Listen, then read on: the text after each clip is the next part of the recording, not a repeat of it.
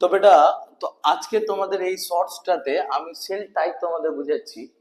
তা আমাদের দেহের মধ্যে বেসিক্যালি দুই টাইপের আমরা সেল পাবো, একটা হচ্ছে সোম্যাটিক সেল, ঠিক আছে, আর একটা হচ্ছে রিপ্রোডাক্টিভ সেল। ঠিক আছে, রিপ্রোডাক্টিভ সেল, সোম্যাটিক সেল আর রিপ্রোডাক্টিভ সেল। যখনই আমি সেলের কথা বলবো বেটা মাথায় মনে রাখবে সব সময় যে কি দুটোই সেলের টাইপ হবে, সোম্যাটিক না হলে রিপ্রোডাক্টিভ, যারা দেহ গঠন করবে আর যারা জনন করবে। সোম্যাটিক সেলের নেচার সবসময় 2n হবে, আর রিপ্রোডাক্টিভ সেলের নেচার সবসময় n হবে। এটা ডিপ্লয়েড, এটা কি হবে, হ্যাপ্লয়েড। কথা বুঝতে পারলে? সোম্যাটিক সেলে তোমরা জানো নিউরো সেল, বডি সেল গুলো, আর রিপ্রোডাক্টিভ সেলে কি স্পাম সেল, ঠিক আছে, স্পাম সেল, আর কি আছে অভাম সেল গুলো আছে।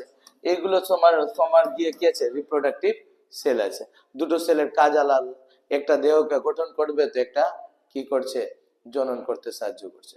তো আজকের সোর্সে সোম্যাটিক আর রিপ্রোডাক্টিভ ক্লাসটা তোমরা ভালো করে ক্লিয়ার কনসেপ্ট পেয়ে গেলে।